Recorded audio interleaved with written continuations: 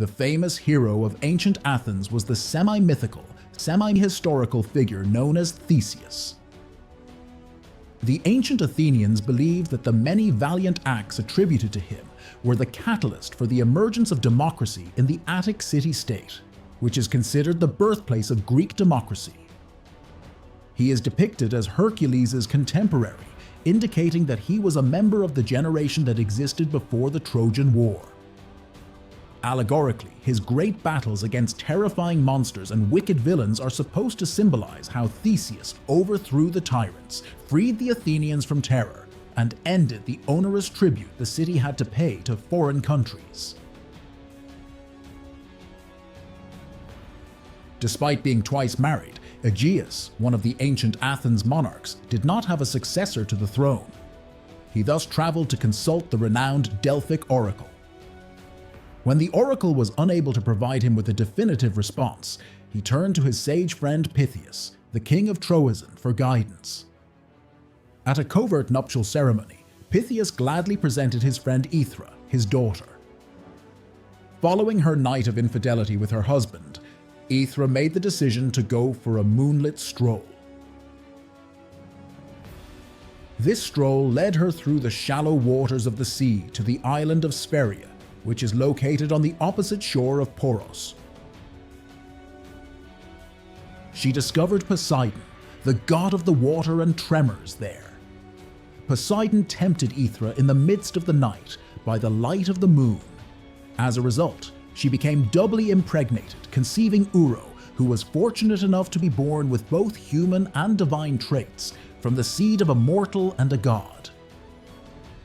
It seems that King Aegeus simply needed an heir and no wife. So after his baby was born, he made the decision to go back to Athens. But before he left, he told Aethra to send Theseus to Athens when he was old enough and strong enough to roll aside the boulder and retrieve the proof of his royal pedigree.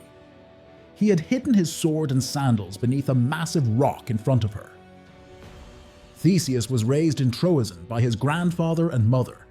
The courageous young guy had an intense desire to follow in the footsteps of his hero Hercules, who had gained notoriety by vanquishing several evildoers and monsters since he was a small child. As soon as Aethra guided her kid to the rock that would determine his fate, he effortlessly rolled it away and took out his father's shoes and sword. Pirithous counseled his grandson to take the shorter and safer water route to Athens rather than the roads, which were rife with thieves, as Theseus prepared to embark on his trip towards fate. However, our youthful champion was not going to back down. He had already made the decision to make facing and conquering dangers his lifelong pastime. Thus, he decided to take the perilous land path that circumnavigates the Saronic Gulf, which would soon present him with a plethora of formidable obstacles. Theseus didn't have to wait long to have his first adventure. He met the renowned Pirithous, son of Hephaestus, at Epidaurus, a site revered by the deity Apollo and the fabled physician Asclepius. Pirithous used an iron club to smash tourists' brains out. Since his grandfather had already described Pirithous to him, Theseus knew who he was right away. Following their brutal confrontation, Theseus gave Pirithous back his own coin by using his iron club to smash out the scoundrel's brains. The courageous young man retained the club as a trophy and made it to the Corinthian Isthmus without any more problems.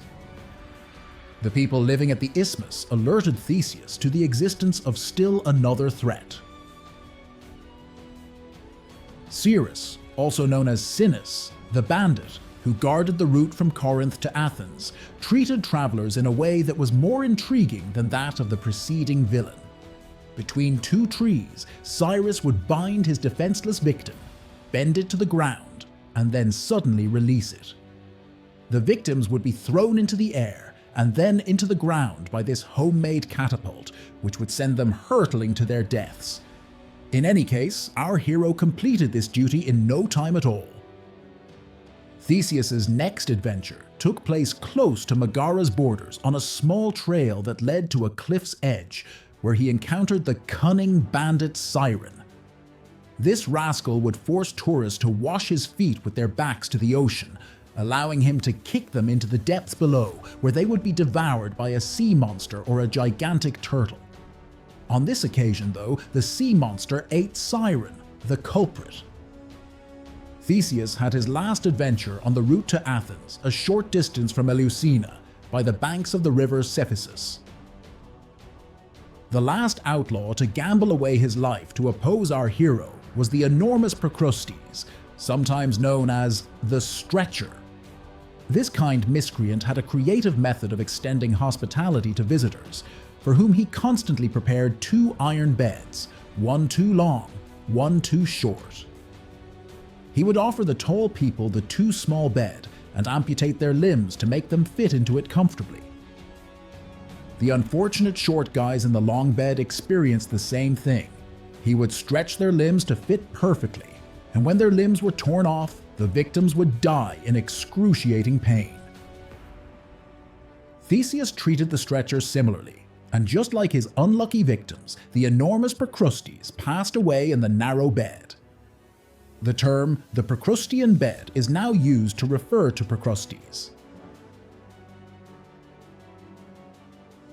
Theseus faced no more difficulties when he eventually reached his goal, Athens. In order to gain control over the situation, he made the decision to postpone his meeting with his father Aegeus. Being a cunning and resilient hero, he researched the city and its ruler and learned some unsettling facts, such as the knowledge that the wicked sorceress Medea had King Aegeus in her clutches. As a result, he concealed the sword and sandals, the symbols of his paternity, when he finally saw his father. But Medea's occult abilities allowed her to know the young stranger's true identity.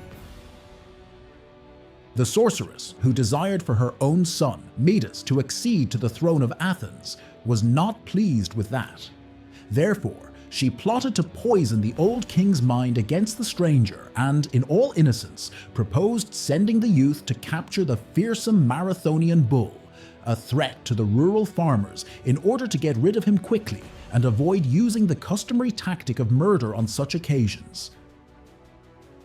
The idea of the Marathonian Bull brought our hero back to life, as he had been growing a little disinterested with the lack of significant obstacles to overcome.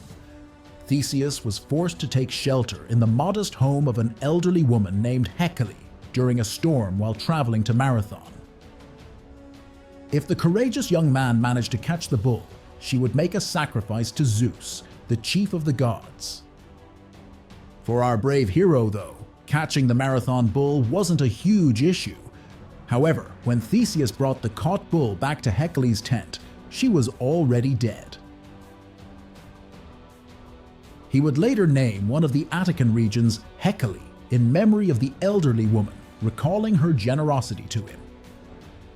This area, still known by the same name today as Hecale, is located in a posh neighborhood near Caphesia on the northern edge of Athens. Aegeus, encouraged by Medea, grew even more wary of the victorious Theseus when he returned to Athens carrying the Marathon bull's corpse.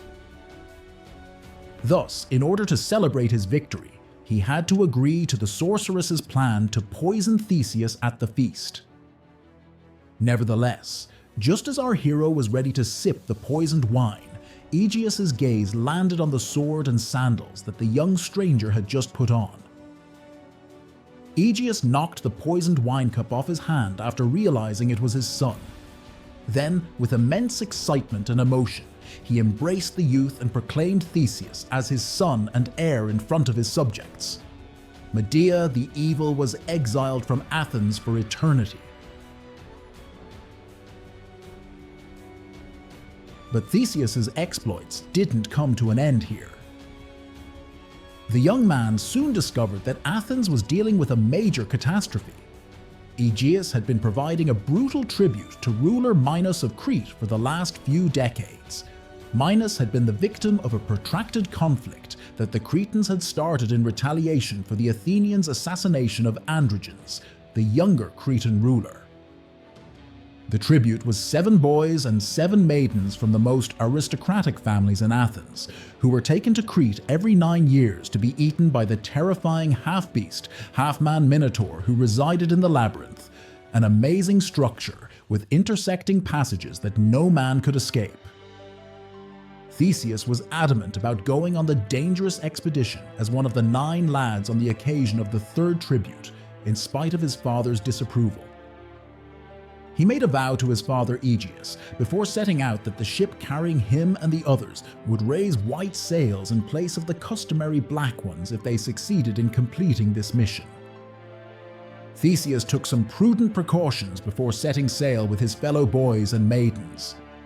After consulting an oracle, he was advised to designate Aphrodite, the goddess of beauty and love, as his patroness. Having offered the goddess the sacrifices he needed to, he set out on his tragic quest to face the terrifying Minotaur.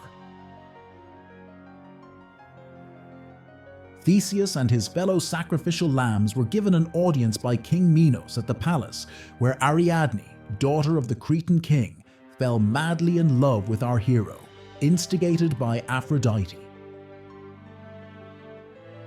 Ariadne somehow managed to meet the noble youth alone, where they swore eternal love and fidelity to each other.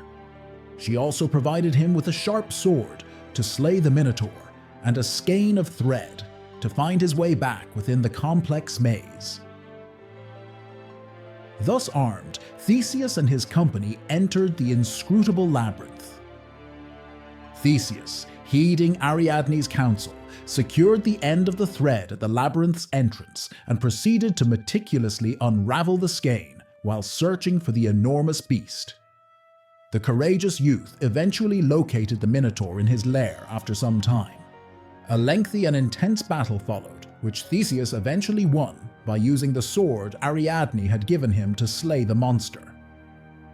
Theseus and his friends emerged from the labyrinth safely, following the thread's path, to find an anxious Ariadne waiting for them. The two then hurriedly boarded the ship bound for Athens before King Minos found out that Theseus had been aided by his own daughter and that the Minotaur had been slain. Nevertheless, the young couple's bliss was fleeting. The wine god Dionysus told Theseus in a dream that Ariadne had been set aside by the fates to be his bride, and that failing to give her up would result in countless misfortunes at the island of Naxos, where the ship had touched down.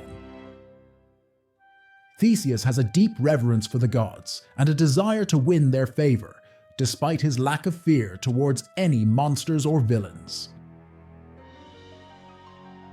After exchanging heartfelt goodbyes, Theseus and Ariadne sailed towards Athens. Regretfully, everyone on board was so upset over leaving Ariadne that they neglected to alter the ship's sails to white.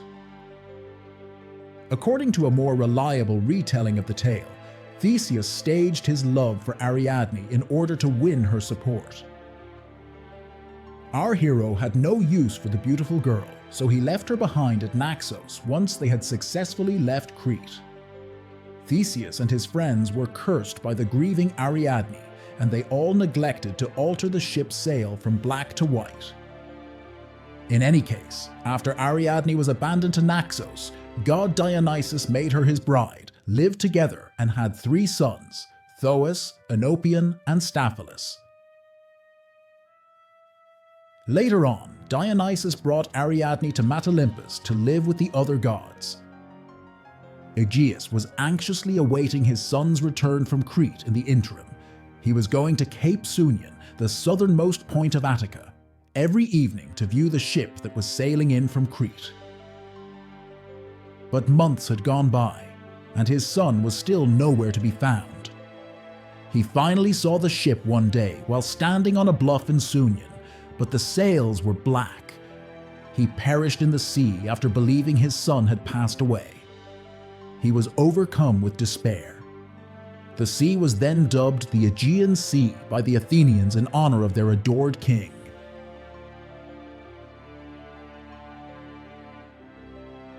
As the eligible heir, Theseus became king of Athens in the place of his father, He won the approval and admiration of the Athenian citizens, who saw in him a wise and far-sighted ruler as well as a brave and fearless warrior. Theseus successfully brought the various Attic communities together into a strong, centrally controlled state. Athens prospered in agriculture and commerce, growing into a major maritime port due to Theseus's true belief that Athens would gain power from the sea. Along with starting several new celebrations, such as the Panthania festivals honoring the city's protective goddess Athena, he also instituted the Isthmian Games to commemorate the tasks he had completed on his journey from Troezen to Athens. Theseus's next excursion put his kingdom's security in jeopardy and brought him into serious difficulties.